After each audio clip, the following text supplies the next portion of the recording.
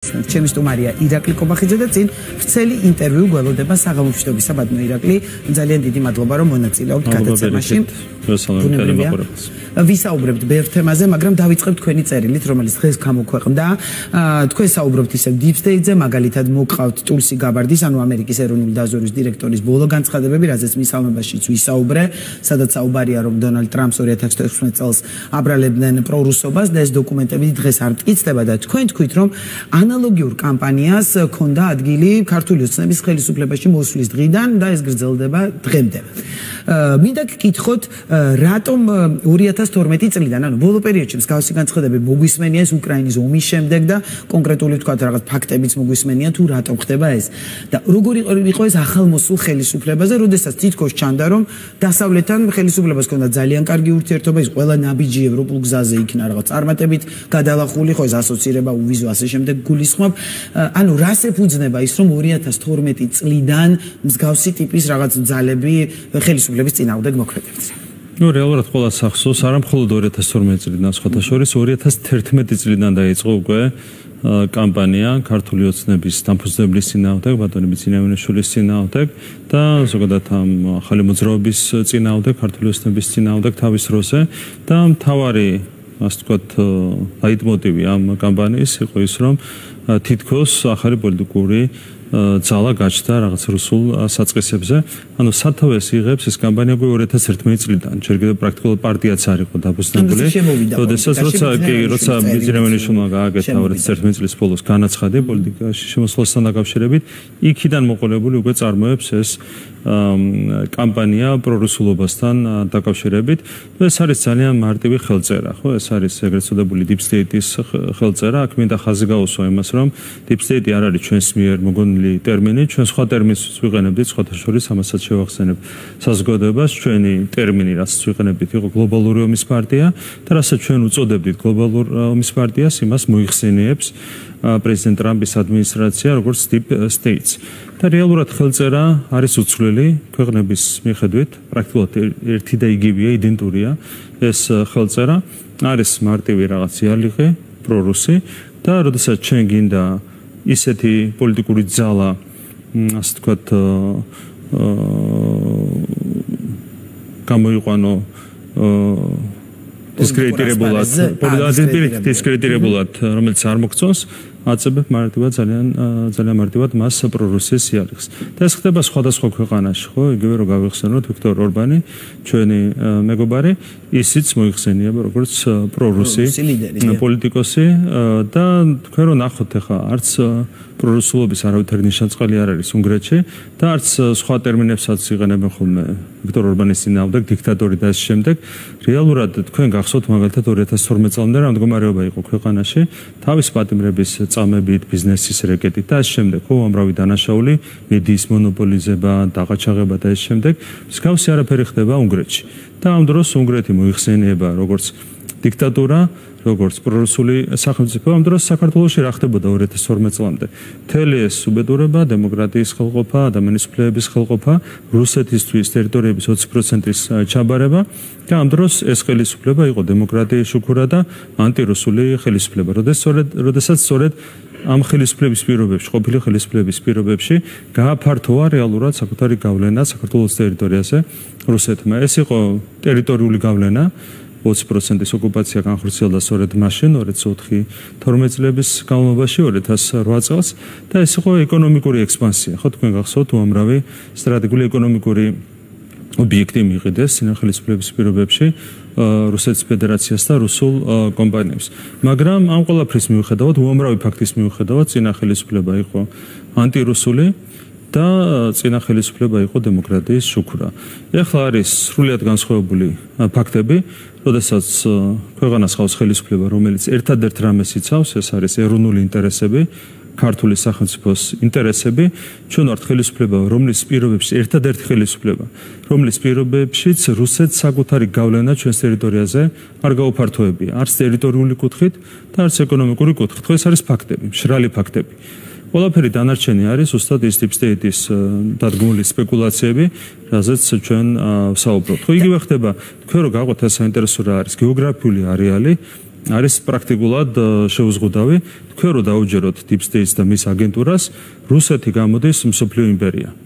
იმიტომ რომ სადაც არ უნდა წახვიდეთ, გავლენიან ძალებზე როცა არის საუბარი, წამყვანი ოპოზიციური ძალები რო ავიღოთ. საფრანგეთში ყოფილა რუსეთის მარიონეტი, უნგრეთში მთელი ხელისუფლება ყოფილა პრორუსული, სლოვაკეთში, სერბეთში და ასე შემდეგ, ხო, არის უამრავი დასავლეთ ევროპის ქვეყანა საფრანგეთთან ერთად, გერმანიის მთავარი ოპოზიციური პარტია, ასევე მოიხსენიება როგორც პრორუსული და რუსეთის აგენტურა და ამ შემდეგ აფრიკა, ჩინეთი, აზია და ამ შემდეგ ლათინური ამერიკა, ანუ რო გაყვეთ Deep State-ის ასე ვთქვათ მესიჯებს, გამოდის რომ მთელი მსოფლიო ჩაუგდია ხელში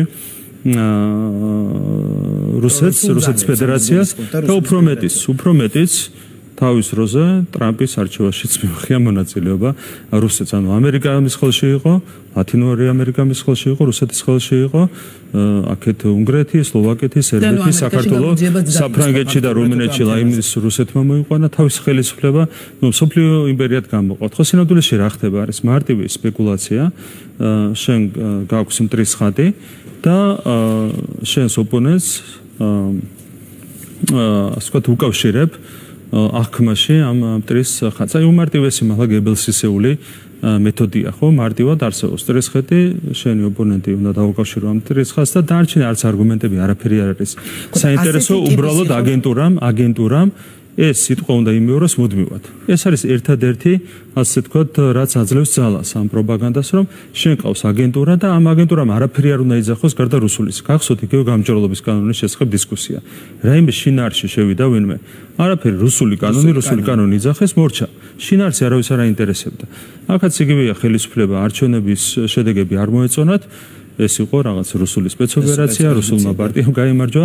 ეს ხო ძალიან უხეში და მარტივი გებელსისეული მართლა უხეში პროპაგანდა. საზოგადოება რასთავარი ამას არ ყიდულობს. ანუ საზოგადოება აფასებს სწორად ყველაფერს და ამის გამოა რომ ამ პროპაგანდას მიუხედავად იმისა რომ თავის ძალა აქვს ბუნებრივი ამ პროპაგანდას საბოლოო ჯამში მაინც არ აქვს ის ეფექტი რაც Deep State-ს და Global Warming-ს რატომ და რა ინტერესი ქონდა ძალებს 2012 წლიდან ეს თავიდანვე ვიკითხე და ამაზე მინდა რომ მოვისმინოთ თქვენი პასუხი, იმიტომ რომ ეს განცხადებები რაზეც თქვენ საუბრობთ დღეს სხვა შორის პარლამენტის თავმჯდომარებს სტატუსის გამოაქვეყნა, ანუ ანალოგიური შინაარსის დაახლოებით რაც თქვენი წერილი იყო, ამის გაგრძელება იყო და დაურთო ვიდეო, სადაც ეს განცხადებებია 2012 წლიდან მოყოლებული. ვნახოთ ეს განცხადებები, მაგრამ მოვისმენ პასუხს, აი მაშინ რა ინტერესი იყო. ბოლო წლები გასაგებია 2012 წლიდან ეს ყველაფერი თუ ამის შედეგი იყო, აი ხა რა განცხადებებსაც მოვისმენთ, რა იყო მაშინ ინტერესი და მოდით მოვისმინოთ და ისე მოვისმენთ მე თქვენს პასუხს.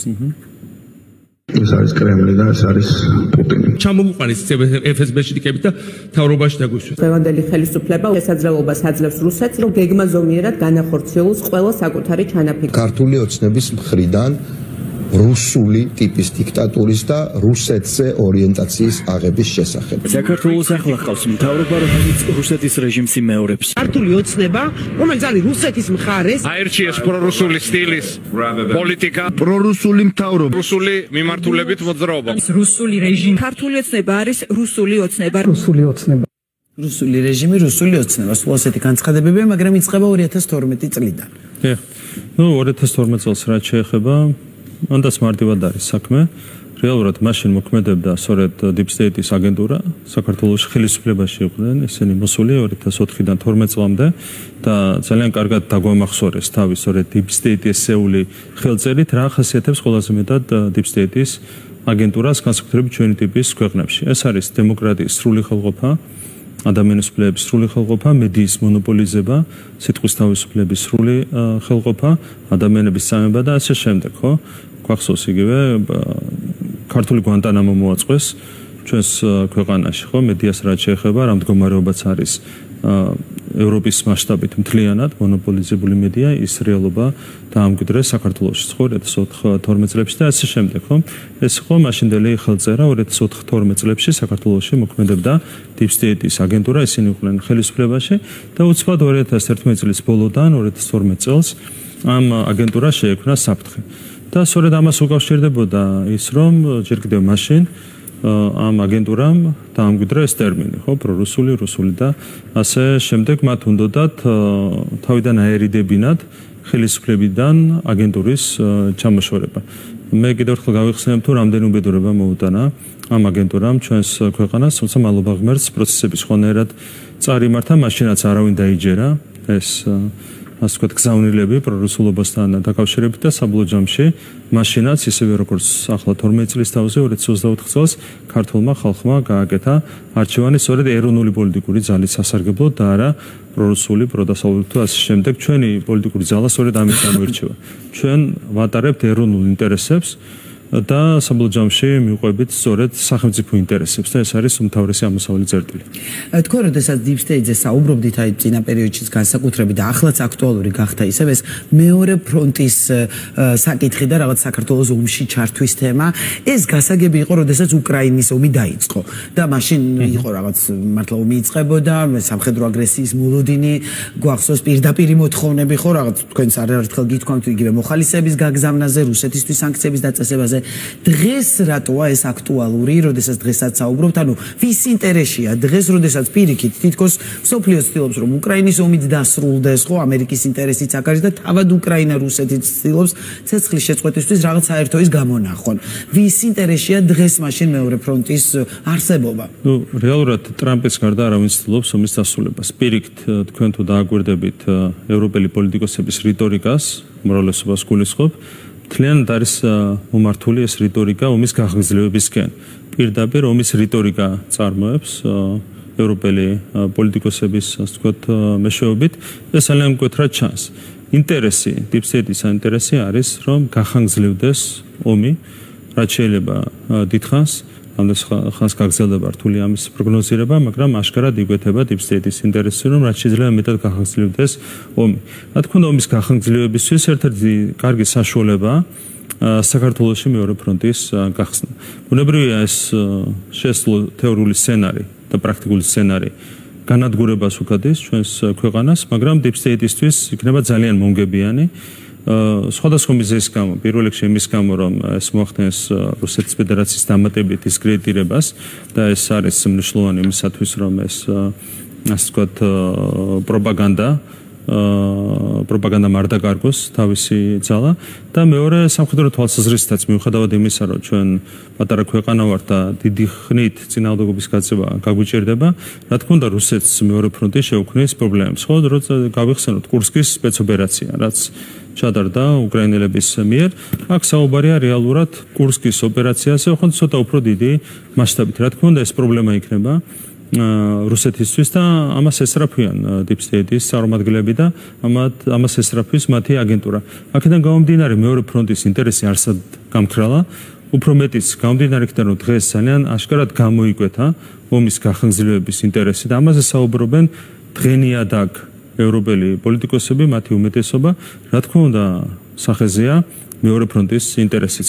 აქედან გამომდინარე არავის უნდა უგვირდეს რომ ზეწოლა ქვეყანაზე გრძელდება, საქართველოზე გრძელდება, ვიდრე არ გაქრება ომის ინტერესი, მანამდე ეს ზეწოლა აუცილებლად იქნება. და ბატონო ირაკლი, თქვენ თავად თქვით, რომ ერთ-ერთი ტრამპია, ამერიკის პრეზიდენტი, ვისაც არ სურს, ვისაც სურს რომ უბრალოდ ეს ომი დასრულდესო.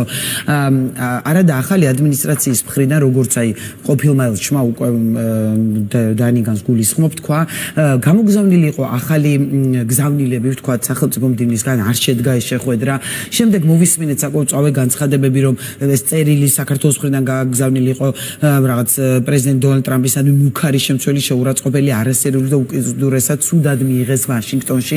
ანუ ასეთი ტიპის განცხადებები მოვისმინეთ და მოვისმინეთ ის რომ ამ სახელმწიფო მდივნის წერილის გაცნობა აქ არ მოხდა.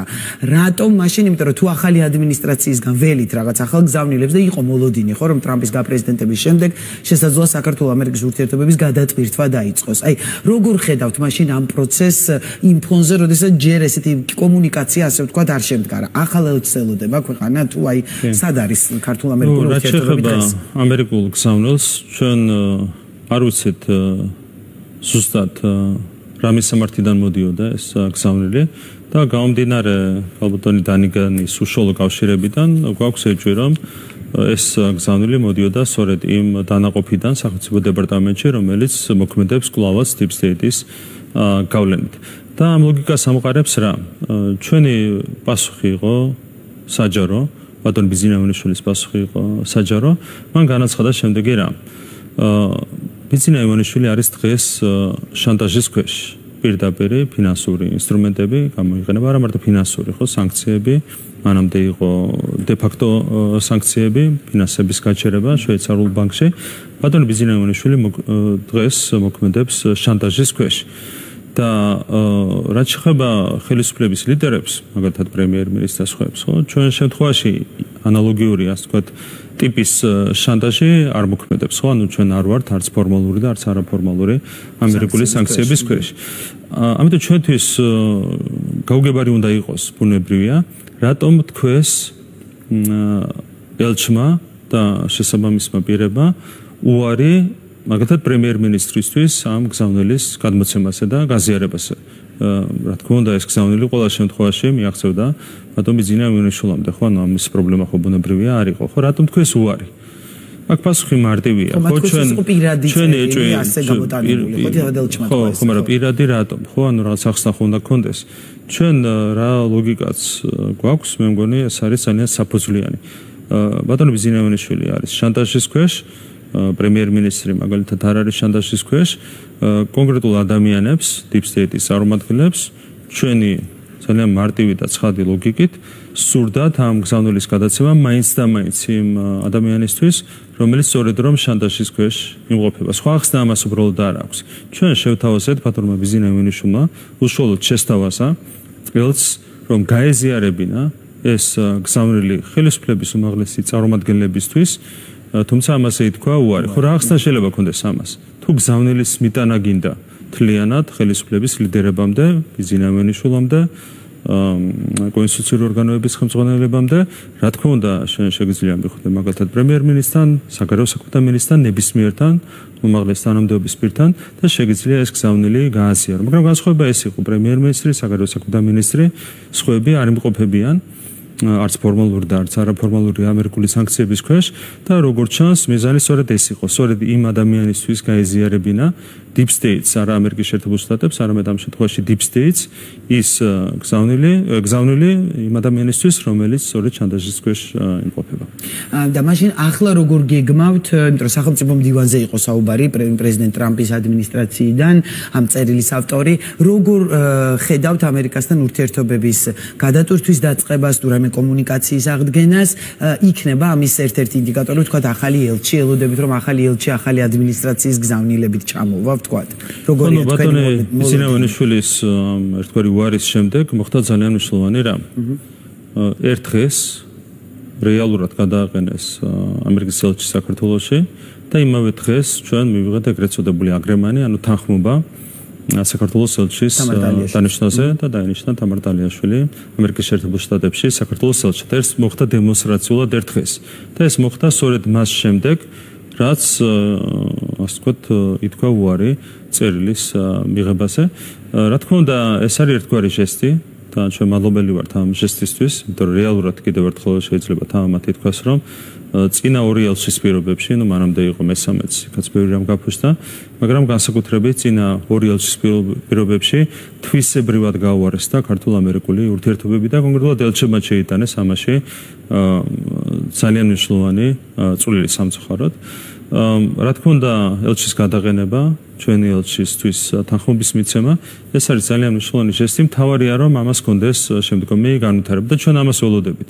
ჩვენ ველოდებით არა იმ ცდილობას, რომ შანტაჟის ქვეშ რაღაც გზავნილები გაგვიზიარონ, არამედ ველოდებით ჯანსაღ და სამართლიან დამოკიდებულებას. თუ იქნება ჯანსაღი და სამართლიანი დამოკიდებულება, მე ვფიქრობ, რომ ვერაფერი დაუდგება წინ ურთიერთობების გადატვირთვას. ჩვენ გვაქვს ძალიან ხმამაღალი და მაღალი განაცხადი გაკეთებული, ხო? ჩვენ გვაქვს ნათქვამი მარტივი რამ. მაქსიმუმზე გვაქვს განაცხადი გაკეთებული, როგორც კი გადმოიდგება ნაბიჯი, ჩვენ მსად ვართ, რომ სუფთა ფურცლიდან, თლიანად სუფთა ფურცლიდან, მიუხედავად იმისა, რომ ამდენი რამ გაფუძდა, მსად ვართ, რომ სუფთა ფურცლიდან განვაახლოთ სტრატეგიული პარტნიორობა ამერიკის შეერთებულ შტატებთან და უფრო მეტიც, მსად ვართ, რომ ეს გავაკეთოთ კონკრეტული გზამკვლევით, სადაც აესახება ორმხრივი სარგებელი, როგორც საქართველოსთვის, ასევე ამერიკის შეერთებული შტატებისთვის. ამაზე ხმამაღალ განაცხადს ვერ გააკეთებ. ვართ ვოლოდინის რეჟიმში და იმედი გვაქვს, რომ მივიღებ შემოხვედრა ნაბიჯებს.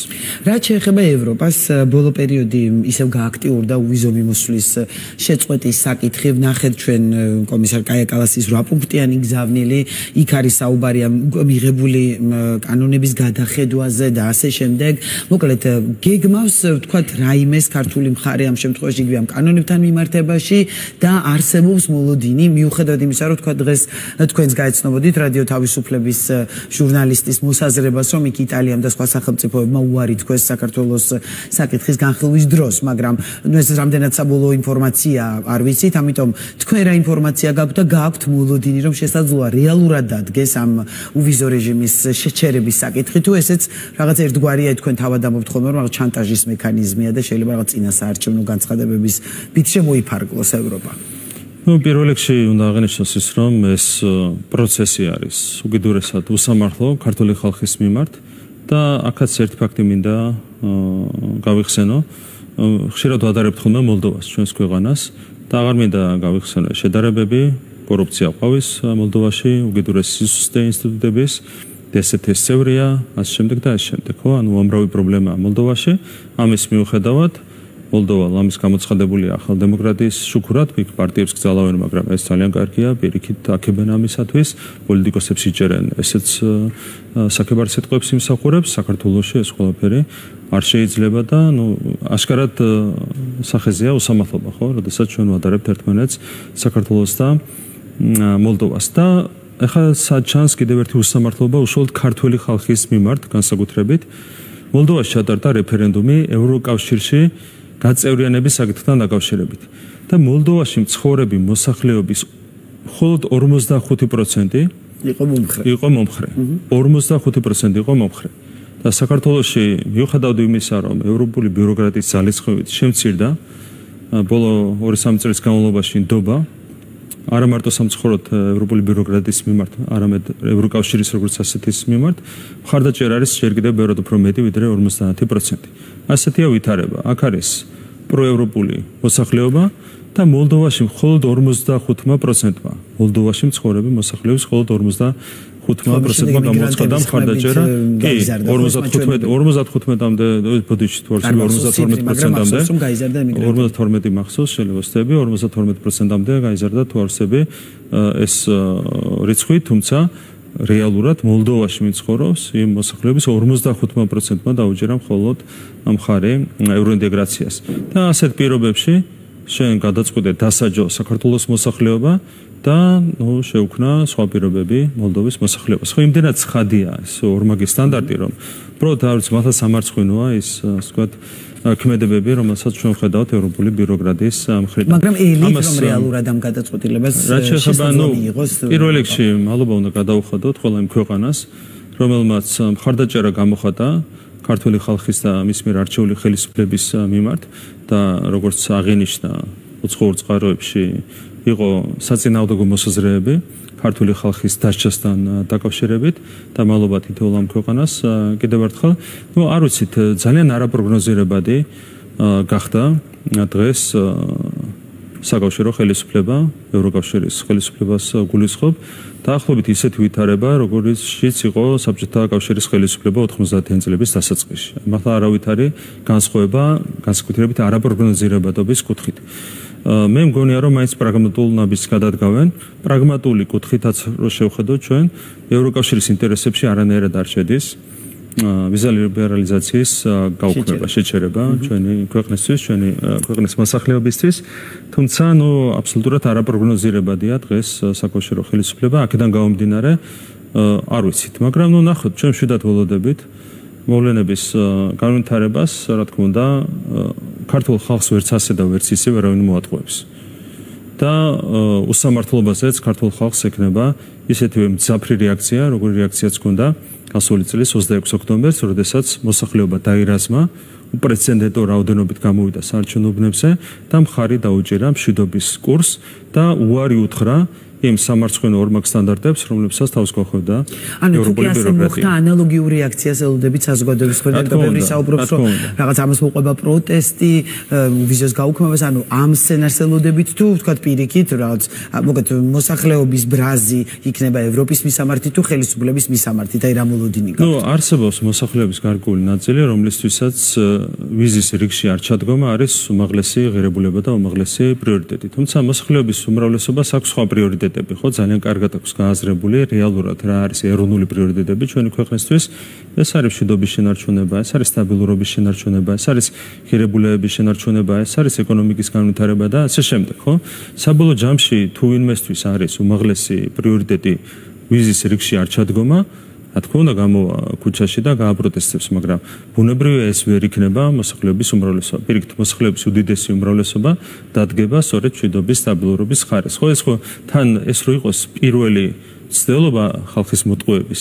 კიდე შეიძლება რაღაც მეტი რისკი ყოფილიყო, მაგრამ უკვე იმდენჯერ სცადეს ამ სამარცხვინო ორმაგი სტანდარტებით და манипуляციებით ქართული ხალხის მოტყუება, ჯერ გახსოვთ იგივე კანონთან დაკავშირებით, მეორეჯერ კანონთან დაკავშირებით, სხვა საკითხებთან დაკავშირებით 4 წლის განმავლობაში სწორედ манипуляციებით, მანამდე კანდიდატის სტატუსის არ მინიჭება, მოლაპარაკების არ გახსნა, სხვადასხვა მანამდე იყო 70 მილიონი ევროს დაახლოებით სესხის არ გამოყოფა, ანუ ასეთი სამარცხვინო ასე ვთქვათ სპეკულაციებით დაიწყეს და ასეთვე სამარცხვინო სპეკულაციებით გააგრძელეს. ხო, აი არჩევნებამდე 2 კვირით ადრე არ გამოგვიყვეს 70 მილიონი ევროს სესხი, მანამდე ვარი თქვით, პროფესორად ვერც მოასწრეს, ესეც ვერ დაალაგეს.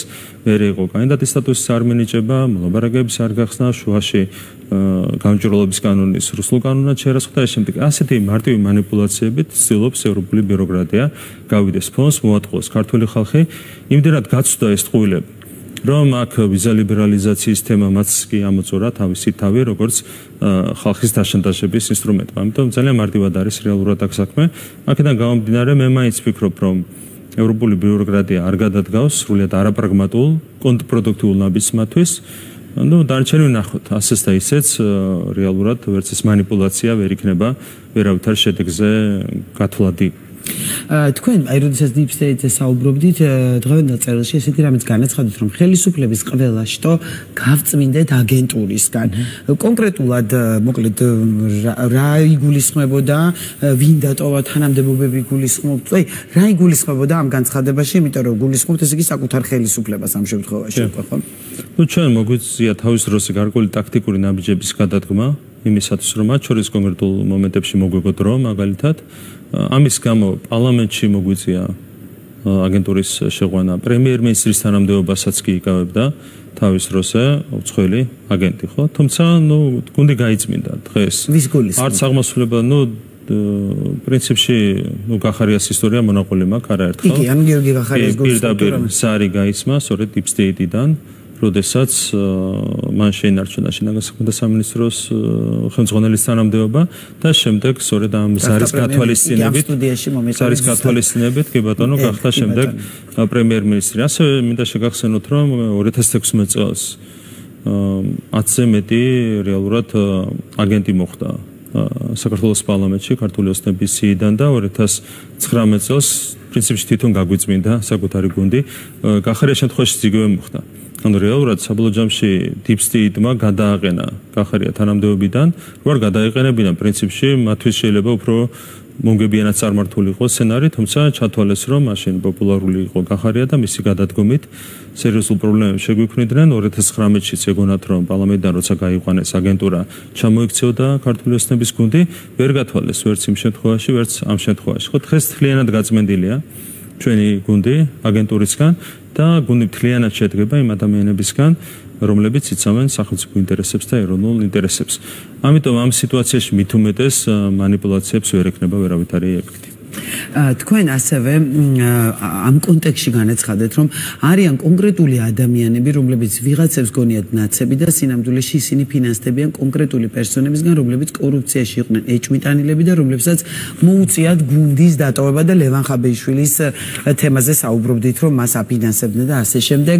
ბუნებრივია გაჩნდა ინტერესი და ითქვა კიდეც თქვენი ოპონენტების მხრიდან დასახელდა, რომ ყოფილ პრემიერს გულისხმობდით, სუსის ყოფილ ხელმძღვანელს, ვინ გულისხმობდნენ ამ ადამიანებს. შეგიძლიათ გითხრათ, ანუ ის ადამიანები, ვინც კორუფციაში იყვნენ ეჭვმიტანილი, თქვენი გუნდის წევრები იყვნენ და აფინანსებდნენ ოპოზიციას თქვენს წინააღმდეგ.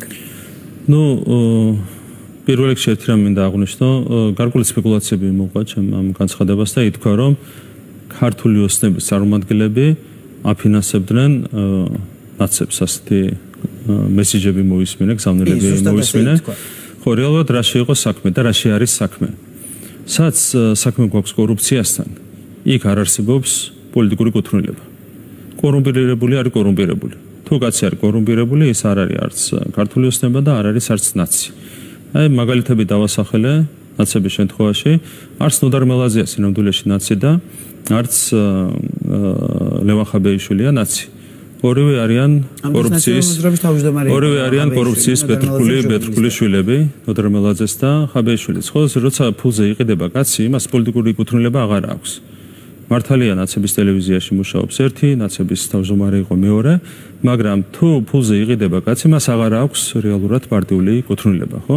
ანუ რეალურად ნაცებთან არის დაკავშირებული ორივე, პირდაპირ ინსტიტუციურად, ასე ვთქვათ, ერთი ნაცების ტელევიზიაში მუშაობს და ხო, ნაცების ტელევიზიაში მუშაობს და მაგრამ პარტიის თავმჯდომარე მელაძეც იგივეა, ხო, ანუ ერთი არის ნაცების ტელევიზიის ლიდერი და მეორე არის ნაცების პარტიის ერთ-ერთი ლიდერი, ხო, მაგრამ არც ერთი არ არის ნაცი, ორივე არის კორუმპირებული, ფულზე გაყიდული.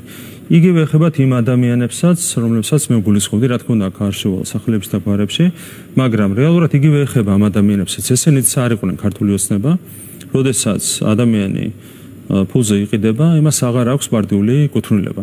იქ არის უკვე რაღაცა ვიწრო სუბიექტური მერკანტილური ინტერესები და ამასთან ქონდა ჩვენ რეალურად საქმე და ეს არის. იგი რა თქმა უნდა პირდაპირ თქვი ეს. არა, ეს პირდაპირ თქვი.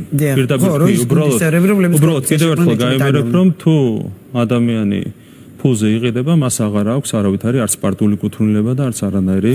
და მიდის რაიმე გამოძიება ამ თემაზე, მაგალითად, რამას რატო გულისხმობთ, თუ კორუფციაზე ვსაუბრობთ, ჩვენ ვიხილეთ დაკავებული ეკონომიკის ყოფილი მინისტრის ყოფილი მოადგილე, იყო საუბარი სხვა პირებზეც, რომ შესაძლოა დაინტერესდეს გამოძიება, მე რიჟვაძეს თემაზეც მინდა კითხოთ, მაგრამ ჯერ მანამდე ვიკითხავ, რომ ანუ შესაძლოა სხვა პირებიც ვნახოთ პასუხისგების ქვეშ და მაღალი თანამდებობის პირები, მაშინ ასე კითხავთ, რადგან არ ასახელებთ. ყველაფრის გამოძიება არის მნიშვნელოვანი, თუმცა გამოძიებასთან დაკავშირებით მე ვერ გაგცემთ პასუხს, იმიტომ რომ საქართველოში მოქმედებს კონსტიტუციური სისტემა და გამოძიება არის კონკრეტული ორგანოების საქმე, ეს არის პირველ რიგში პროკურატურა. საკითხზე გამოძიება ვთქვათ. ამაზე პასუხს გაცემა შეუძლიათ მხოლოდ შესაბამის უწყებებს, ხო, სამართალდამცავ ძალოვან სტრუქტურებს, შესაბამისად მე ვერ ვიქნები ამ შეკითხვის ადრესატი.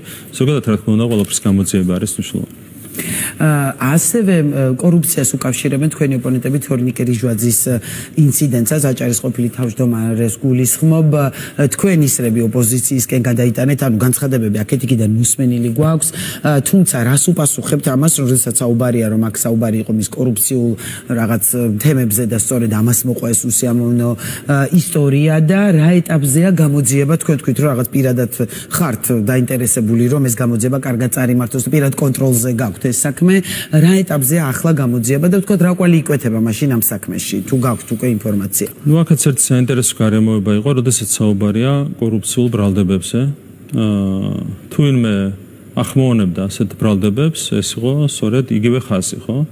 ეს იყო პირველ რიგში ტევე პირველი, იგივე ნოდარ მელაძის ხაზი და ასევე იყო ერთ-ერთი ჟურნალისტი ქვია თუ რა ქვია, არ ვიცი, რომელიც განსაკუთრებით ბოლო პერიოდის განმავლობაში თორნიკე რიჟვაძის წინააღმდეგ გავრცელებდა ბრალდებებს კორუფციასთან დაკავშირებით და კონკრეტულად ბარიგების ფარულობასთან დაკავშირებით.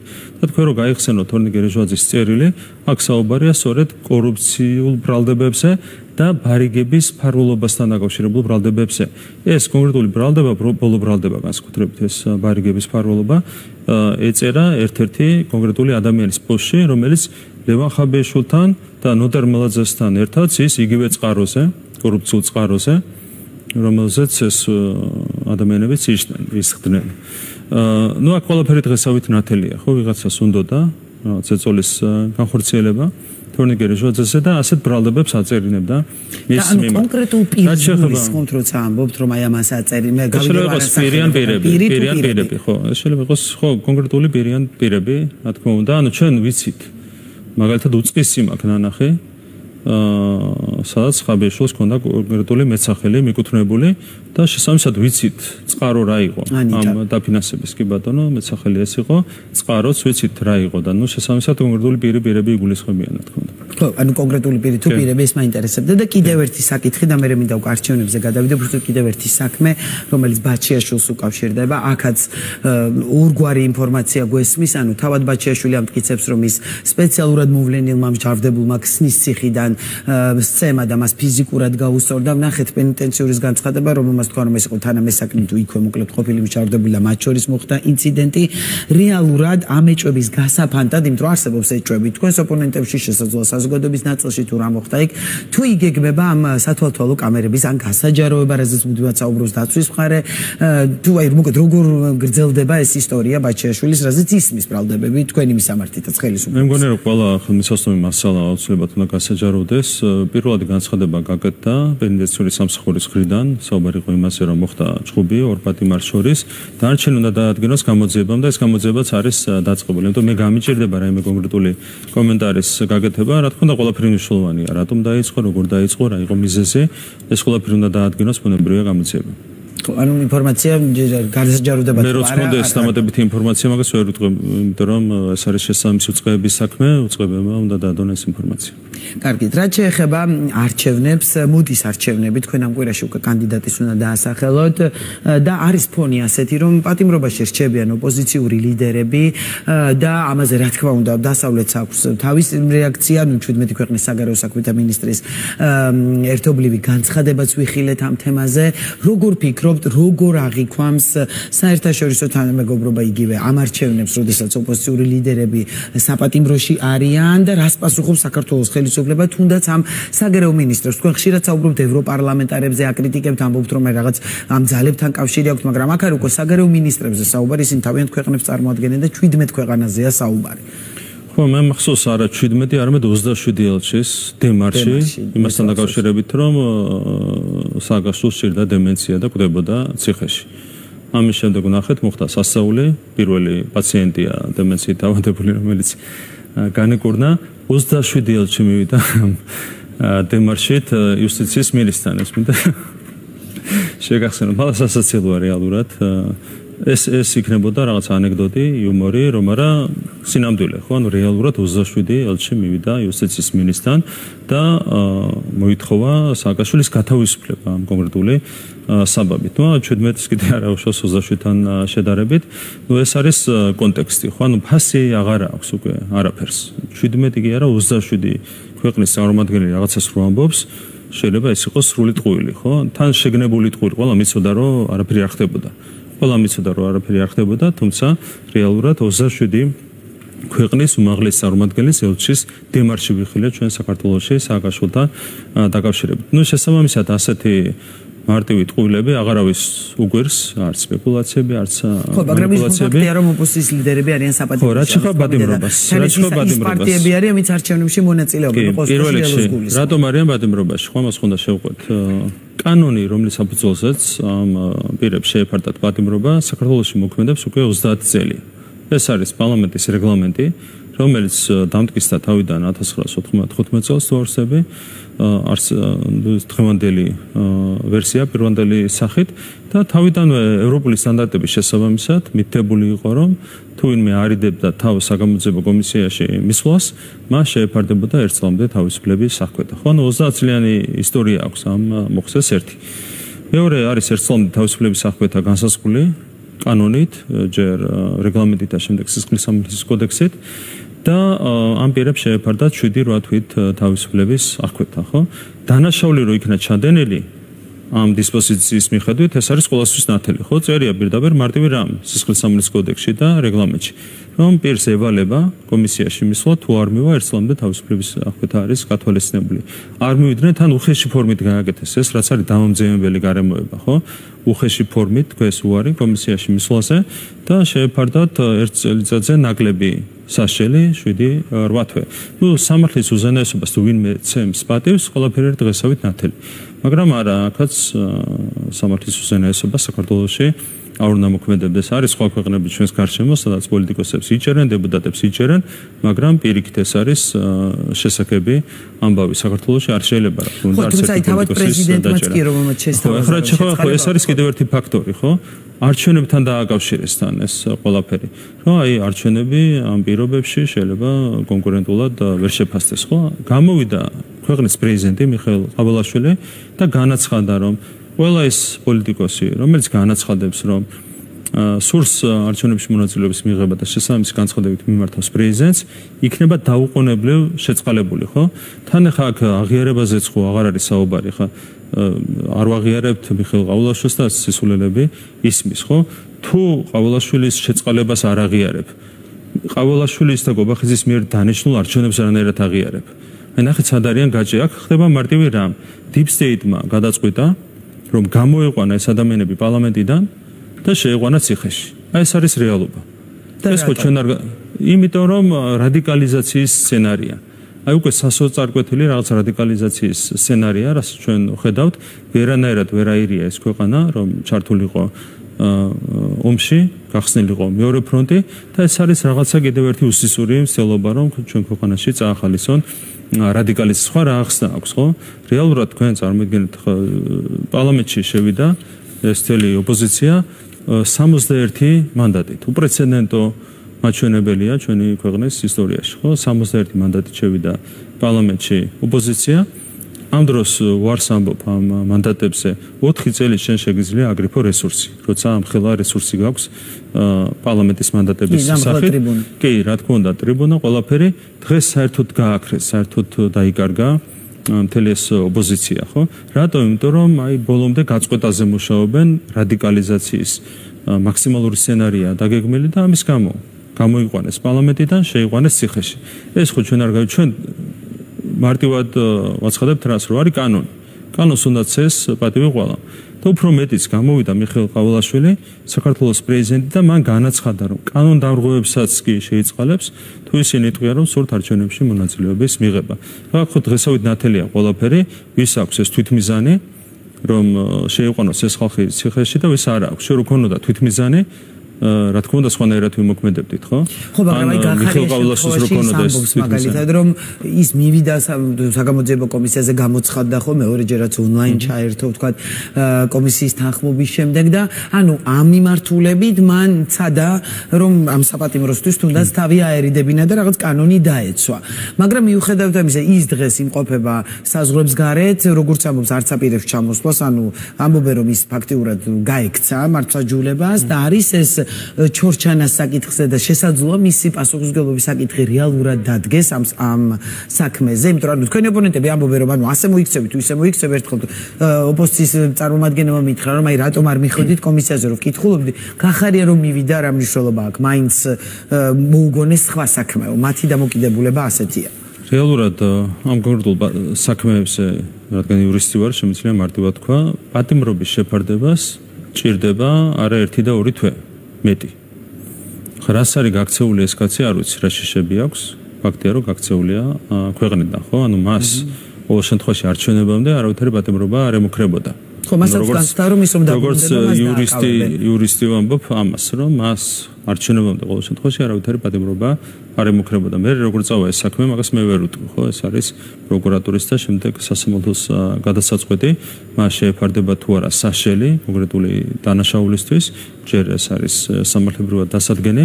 ეს მე არ ვიცი, მაგრამ რეალურად არჩევნებამდე მას არავითარი პატიმრობა არ ემუქრებოდა, მიუხედავად ამისა გაიბარა ქვეყნიდან, არის გაქცეული და დღეს რაღაც საბაბებს იგონებს იმისათვის, რომ გაამართლოს ქვეყნის გარეთ ყოფნა.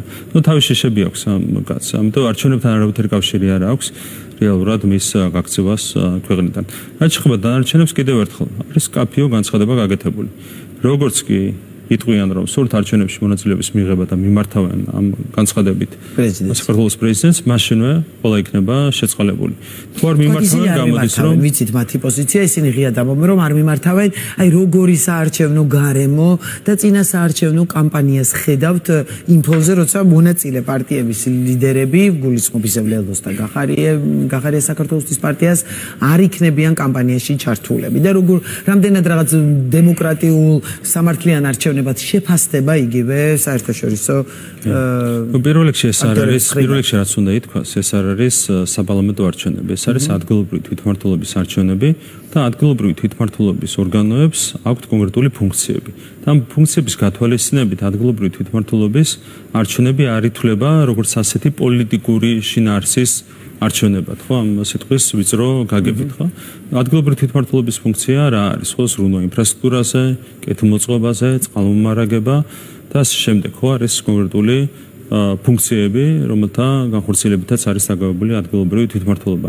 ამიტომ თვითმმართველობის არჩევნების გამოყენება თუ უნდა ვინმეს რაღაც დელეგიტიმაციის ფონის შესაქმნელად ეს აბსოლუტურად უსწორი მცდელობა იმიტომ რომ ეს არის ადგილობრივი თვითმმართველობის არჩევნები ასეც და ისეც ეს იქნება აბსოლუტურად ჯანსაღი არჩევნები მიიღებს არაერთი პოლიტიკური პარტია არჩევნებში მონაწილეობას ასეც და ისეც შესაბამისად ან თუ ვინმეს კიდევ ერთხელ გაიმრებ უნდა რომ რაღაცა ამ დელეგიტიმაციის საქმის შესაქმნელად გამოიყენოს ადგილობრივი თვითმმართველობის არჩევნები მასში კონკრეტული პოლიტიკოსების თუ პარტიების არ მონაწილეობა ეს არის რა თქმა უნდა აბსოლუტურად უსუსური მცდელობა და რაც შეეხება კონკრეტულად ორ პარტიას ეს არის ნაცმოძრაობა და ახალი რომელთა წარმომადგენლებიც არიან მათ შორის დღეს საბატიმროში ისინი თავიდანვე აცხადებდნენ დიდი ხანია უკვე აცხადებდნენ რომ არჩევნებში მონაწილეობას არ მიიღებდნენ ამიტომ მხოლოდ ორი პოლიტიკოსია რომელსაც გაცხადებული ჰქონდა და გაცხადებული აქვს მიზანი რომ მათმა პარტიამ მიიღოს მონაწილეობა არჩევნებში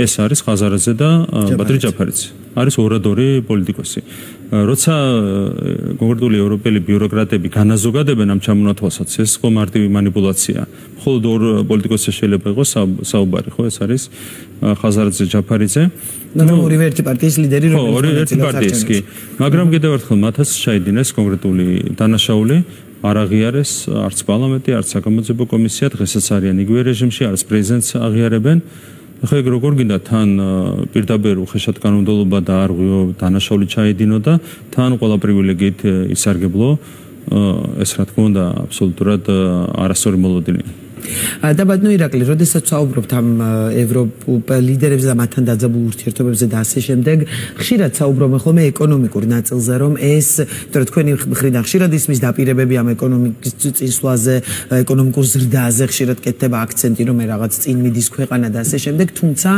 თქვენი ოპონენტები ამბობენ, რომ ასეთი გაფუჭებულ ფონზე, მით უმეტეს თუ ეს უვიზო მიმოსვლა შეჩერდა, ეს გავლენას იქონიებს ინვესტიციებზე, ბიზნესზე, ასე შემდეგ და ხედავთ თუ არა ამ საფრთხეს და როგორ აპირებს ქვეყანა დაიჭიროს ეს ეკონომიკური ზრდა თუ ეკონომიკური მდგომარეობა ქვეყანაში თუ კი ასე განვითარდა მოვლენები. ჩვენ გვაქვს ძალიან ჯანსაღი ეკონომიკური გარემო ზოგადად და გვაქვს ძალიან ეფექტიანი ეკონომიკური პოლიტიკა. და ამის შედეგია სწორედ ის, რომ 4 რევოლუციის თელობის მიუხედავად ჩვენ შევძელით და პირველ ადგილზე გავედით ფართო რეგიონში და ევროპაში ეკონომიკური ზრდის თვალსაზრისით. ანუ იყო უამრავი ხელოვნური დაბრკოლება ამ გზაზე შექმნილი, მაგრამ ამის მიუხედავად ჩვენ პირველ ადგილზე ვართ 4 წლის მაჩვენებლით, საშუალო მაჩვენებელი იყო 9.4%, პირველ ადგილზე ვართ ეკონომიკური ზრდით. და რა თქმა უნდა გაგრძელდება ამ კუთხით მუშაობა და კიდევ უფრო მეტ წარმატებას ველოდებით, მათ შორის ძალიან კონკრეტული ნაბიჯები გადაიდგა კორუფციის შემცირების მიმართულებით, მართვის ეფექტიანობის გაუმჯობესების მიმართულებით, განსაკუთრებით ამ ბოლო 2-3 თვეში შესაბამისად ველოდებით იმას, რომ ტემპი კიდევ უფრო მეტად გაიზრდება. რა თქმა უნდა, სამწუხაროა ეს რეალობა, რომელიც არის შექმნილი მუდმივი შანტაჟი, მუდმივი ზეწოლა, მაგრამ ამის მიუხედავად იმდენად ჯანსაღი ეკონომიკური პოლიტიკა და გარემო აქვს ჩვენს ქვეყანას, რომ ჩვენ ვახერხებთ პირველი ადგილის შენარჩუნებას წარმოიდგინეთ ფართო რეგიონში და მთლიანად კონტინენტის მასშტაბით. ამ 4 წლის განმავლობაში ჩვენ აი მოლდოვაზე შედარებას ვაკეთებთ ხოლმე. 4 წლის განმავლობაში ჩვენ მოლდოვის ეკონომიკასთან, ჩვენი ეკონომიკის სხვაობა გავზარდეთ 11.1 მილიარდი დოლარით. აი არის წარმოუდგენელი შედეგი. სხვაობა გაიზარდა 11.1 მილიარდი დოლარით.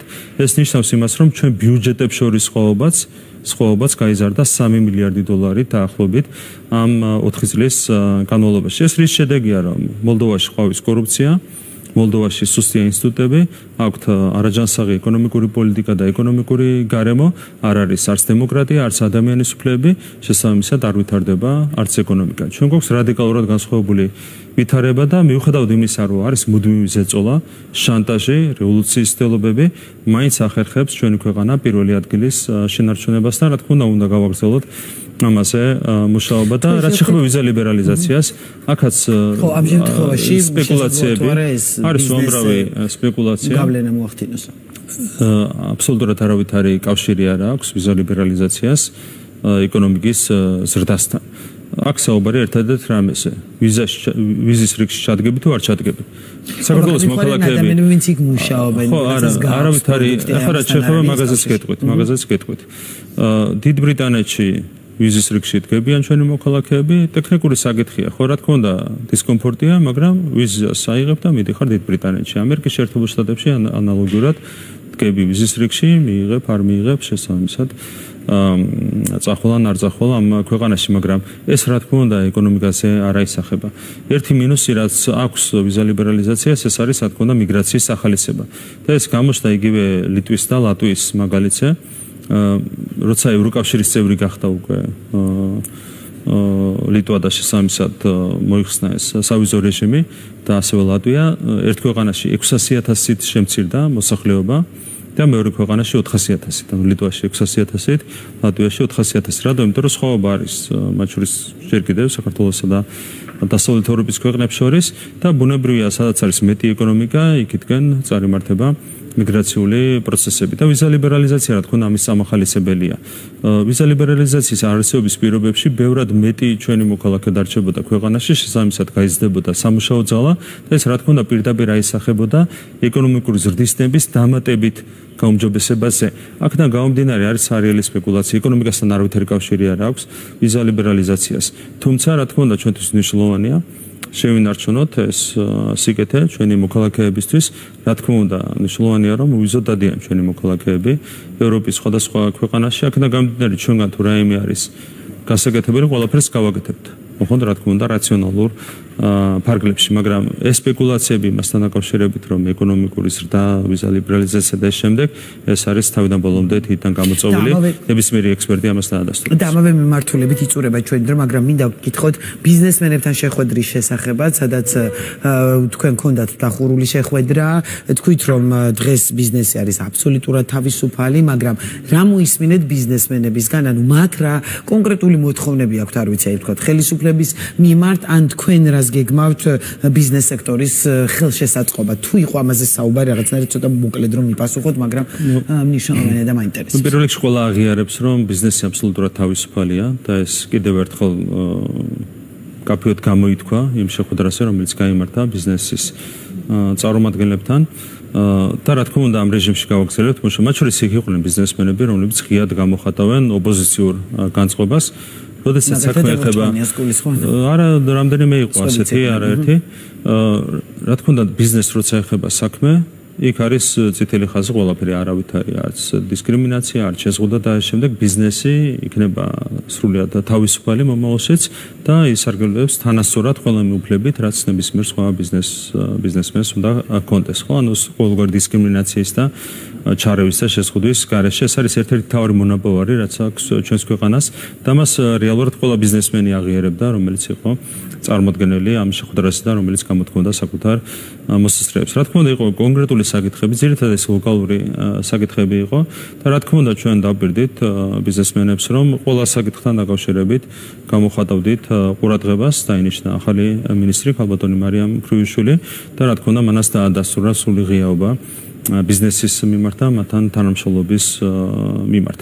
შესაბამისად ყველა პირობა იქნება მომავალში შექმნილი იმისათვის რომ ბიზნესი განვითარდეს, ბიზნესზე დგას რა თქმა უნდა ეკონომიკის განვითარება, სამუშაო ადგილების შექმნა, სახელმწიფოს ფუნქცია ამისათვის საუკეთესო გარემო შექმნას, მაგრამ უშუალოდ სამუშაო ადგილებს ქმნის ბუნებრივია ბიზნესი, ადამიანებს ასექმნებს, ზრდის ეკონომიკის სიმძლავრეს, კერძო სექტორი და ბუნებრივია ჩვენი მხრიდან მომავალშიც უნდა გაგრძელდეს მხარდაჭერა, ხო? ანუ ეს იყო საერთო სულისკვეთება, რომელიც დაფიქსირდა ამ შეხვედრაზე. კარგი, და ბოლო კითხვა, მისევ არჩევნებს მივუბრუნდებით, თქვენ ამ კვირაში, ანუ ქართულმა ოცნებამ უნდა დაასახელოთ უკვე მერობის კანდიდატი, ასეა დაანონსებული და ძალიან პირდაპირ კითხავთ, იქნება ეს კახი კალაძე. ვიდრე არ გაიმართება პოლიტიკური საბჭოს სხდომა, მანამდე ვერ დავასახელებ, ჩემი პრეფერენციის და ასე ვთქვათ, სიმპათიების შესახებ არაერთხელ გამოთქვი საჯაროდ მოსაზრება. ნუ დარჩენი უკვე უნდა დავალოდოთ შესაბამის გადაწყვეტილებას, რომელსაც მიიღებს პარტიის პოლიტიკური საბჭო. კარგი, ძალიან დიდი მადლობა ბატონო ირაკლი, რომ პასუხობდით ჩვენს კითხვებს. პრემიერ-მინისტრი ირაკლი კობახიძე იყო ღამის კურიერის სტუმარი.